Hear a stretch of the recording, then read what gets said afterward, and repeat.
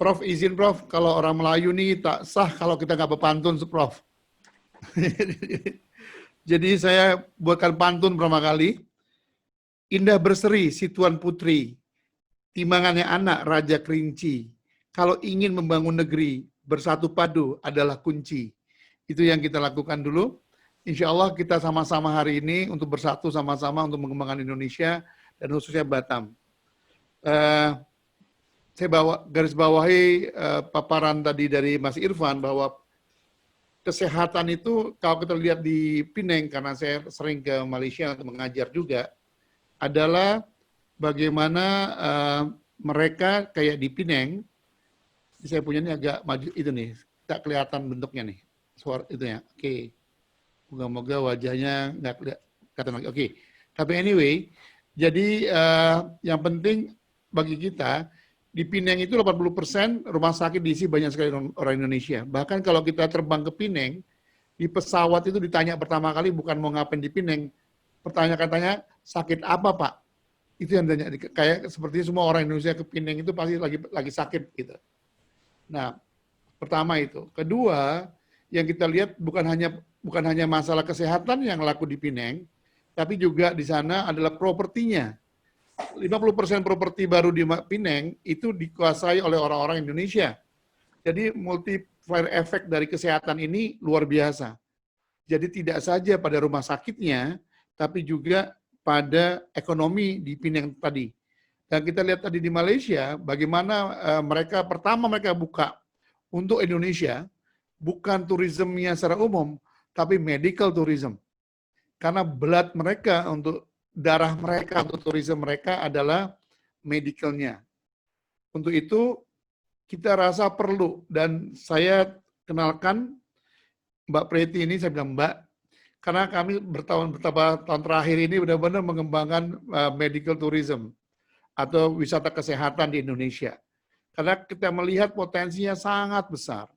Dan ini juga mempunyai dampak yang luar biasa, bahwa kalau ini dikembangkan, ini menjadikan anchor untuk Indonesia. Dan karena kita lihat tadi dari paparan Mas Irfan, begitu banyak orang Indonesia ke Malaysia dan ke Singapura karena untuk berobat. Nah, untuk itu kami persilahkan Mbak Preti untuk paparannya, para narasumber, Bu Preti, Prof, dan Mbak Alia, saya batasi masing-masing narasumber 20 menit, nanti saya akan ingatkan. Terima kasih. Untuk itu, Mbak Preti kami persilakan. Silakan Mbak Preti. Terima kasih Pak Tendi, Pak Irfan, Bapak Ibu sekalian. Assalamualaikum warahmatullahi wabarakatuh. Salam sejahtera untuk kita semua. Om Swastiastu. Salam kebajikan, salam Pancasila. Pak Irfan dan Bapak Ibu sekalian, apa yang disampaikan Pak Tendi tadi, bahwa memang saya sudah share. Maaf, saya sudah share di chat ya bahannya. Bisa tolong bantu ditayangkan ya Pak? Baik Bu. OTW ya Bu. Iya. Baik. Ya, terima kasih. Jadi pengembangan wisata kesehatan itu slide sudah dimulai sejak 2014. Kebetulan saya tidak sempat bikin slide-nya. Jadi 2014 itu ada Perpres nomor 64 2014, di mana di sana sudah mencantumkan penyelenggaraan kepariwisataan di Indonesia. Leading-nya tentunya Kementerian Pariwisata dengan beberapa kementerian.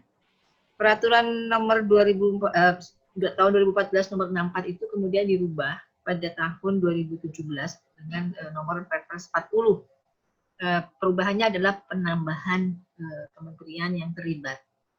Kemudian dirubah lagi tahun 2018 kemarin dengan menambahkan lagi beberapa kementerian. Artinya bahwa memang untuk pariwisata tidak bisa hanya dikerjakan oleh Kementerian Pariwisata itu sendiri. Nah, yang ada di tampilan ini adalah tindak lanjut dari peraturan Presiden yang kedua, yang nomor 2016, di mana saat itu disepakati atau disadari bahwa pengembangan wisata kesehatan itu adalah penting. Justru itu ada perjanjian kerjasama atau penandatanganan nota kesepahaman dahulu antar Menteri Kesehatan dan Menteri Pariwisata pada bulan Maret 2017. Slide dari penandatanganan MOU antar Menteri kemudian dijabarkan kepada pelaksana antar sekjen dengan perjanjian kerjasama antara sekjen Kemenkes dan sekjen Kemenpar pada tahun yang sama. Slide. Nah, ini yang Perpres yang terbaru menyampaikan ada penambahan sekitar 21 kementerian dan lembaga yang terlibat dalam pengembangan pariwisataan. Slide. Nah, turunan dari Perpres tersebut di Kementerian Kesehatan dibuat keputusan Menteri Kesehatan pada tahun 2018 yang disebut dengan tim gugus tugas pelaksanaan pengembangan usaha kesehatan, di mana di dalamnya berisi anggota-anggota dari 2 kementerian, gitu, Kementerian Kesehatan dan Kementerian Pariwisata. Slide. Pada intinya, slide ini adalah menyampaikan bahwa memang pengembangan pariwisata itu kalau kita lihat suatu cita-cita yang harus kita capai gitu ya dengan berbagai cara, dan mungkin sekarang malah ada kecepatan gitu, dan itu maksudnya di dalam infrastruktur. Slide.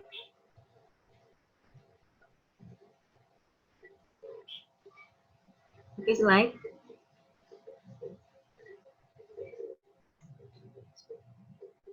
Ya, ini menyampaikan saja bahwa amanah yang diberikan kepada Menteri Kesehatan dengan periode kabinet yang sekarang pun salah satunya adalah industri jasa kesehatan, di mana dimasuk di dalamnya itu kita masuk pariwisata atau wisata kesehatan. Slide.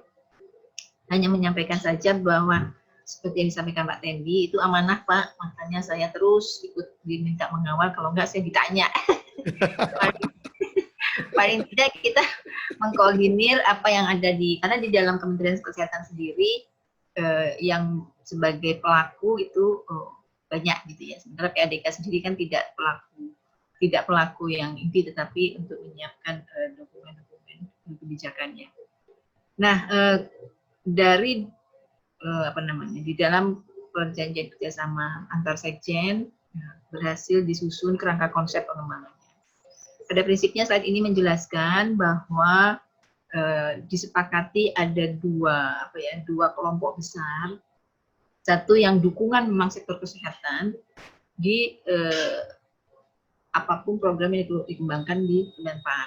Nah, di Kemenpar dikembangkan ada 10 destinasi wisata prioritas. Jadi dukungan sektor kesehatan. Gitu ya. Jadi misalnya ada puskesmas apa saja sih di situ, ada rumah sakit apa saja sih rujukannya, aksesnya dan pelatihan SDM serta perbekalan obat dan farmasi serta alkes untuk mendukung sektor pariwisata yang sudah disepakati oleh Kemenpar gitu ya. Jadi sekarang malah ada 5 super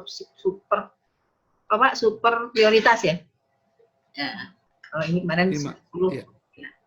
Ada 5 super prioritas destinasi, di mana yang 4 masuk di dalam 10 ya, yang 1 yang tambahan. Nah, sementara yang didefinisikan sebagai health tourism atau wisata kesehatan disepakati oleh teman-teman yang tergabung dalam gugus tugas yang kemudian diusung, ada 4 komponen. Jadi yang pertama adalah medical tourism yang orange itu, orange kuning. Nah, medical tourism itu sebetulnya yang mungkin kebanyakan orang sekarang menganggap wisata kesehatan itu. Padahal kita sepakat di dalam konsepnya medical tourism adalah wisata yang berbasis kompetensi rumah sakitnya. Nanti rumah sakitnya akan mengusung apa unggulannya, gitu ya. Termasuk dokter unggulannya juga bisa, dan ada yang terkait dengan yang lainnya. Sementara yang kedua adalah kebugaran, atau kalau di situ di slide adalah wellness and herbal tourism. Ada spa, ada akupunktur, ada yang lain sebagainya. Sementara yang ketiga disepakati adalah sport health, wisata olahraga. Dan yang keempat adalah wisata ilmiah kesehatan. Slide. Dari konsep tadi, kemudian disepakati membuat roadmap sejauh mana untuk pengembangan wisata kesehatan dari 2017 tadi sampai 2020. Jadi perjalanannya masih apa ya? Maksud saya masih Indonesia banget. Sekarang sudah new Indonesia. New Indonesianya sudah mulai 2 tahun lalu ya Pak. Maksudnya Indonesia banget tuh kalau kita ganti orang, kita juga tidak melihat apa sih yang sudah dikerjakan, apa yang harus dilanjutkan. Karena ini kan dia punya peta jalan gitu, multi years komponen. Jadi kesannya kita selalu memulai lagi dari baru. Kita tidak pernah melihat kalau kita mau bikin tulisan, kita tidak pernah mereview apa yang sudah pernah dibuat. Nah ini kita melihat roadmap ini, kemudian mencoba untuk menyepakati. Kalaulah roadmap ini kita sudah sepakat begitu tidak sesuai lagi dengan perkembangan zaman, sebenarnya tidak apa-apa dirubah. Tapi karena gue sepakat masih relevan nih, cuma kita belum implementasi aja apa sih yang mau kita kembangkan item-itemnya, maka kita sekarang bergerak ke situ. Prinsipnya bahwa slide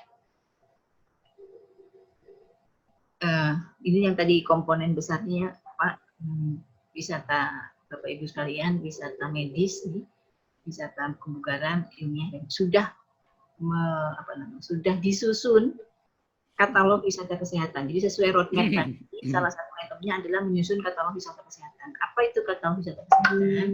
Jadi kita mengidentifikasi lalu menawarkan kepada destinasi-destinasi yang kita kategorikan keempat itu, apakah mau masukkan dalam katalog semacam pemasaran. Tentunya dengan menampilkan beberapa keunggulan-keunggulan yang kita anggap sudah memenuhi standar ya. Jadi ada beberapa destinasi yang tentunya sudah ada izinnya dan sebagainya, itu juga sudah kita masukkan. Menariknya ada yang tadinya tidak mau tapi belakangan terus akhirnya mau. Ya. Nah ini yang kita coba buat sampai sejauh ini, itu yang sudah ada. Dan banyak kemarin waktu kita launching di akhir tahun bersama Menteri Pariwisata dan Menteri Kesehatan, orang menanyakan kok kita nggak masuk, kalau mau masuk kita akan perbarui gitu ya. Sementara katalog ini pun akan kita buat buku saku nih Pak Tendi, karena kita belum sempat bicarakan lagi. Satu lagi akan dibuat in English dan dalam bentuk electrical. Saya yang saku ya, ini kan ini yang lebih detail. Jadi orang kalau searching Google, saya mau ke ini ya, apa gitu, langsung bisa ketemu. Nah ini yang mungkin kita sebetulnya berharap tadinya boardnya itu sudah terbentuk yang tadi Pak Irfan paparkan, ada MHT. Kalau Malaysia itu punya MHTC Pak.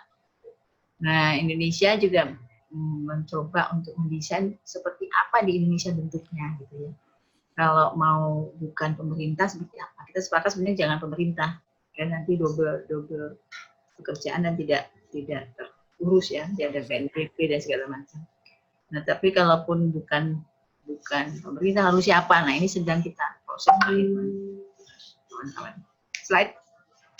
Jadi kita sudah punya ini, saya sudah share tadi di chat grup, silahkan itu sudah milik bersama, ditandatangani oleh 2 menteri dan 2 sekjen. Jadi skemanya kolaborasi itu skema pentahelix. Jadi ada media, civil society, sektor bisnis, akademi profesi, dan dari sisi government.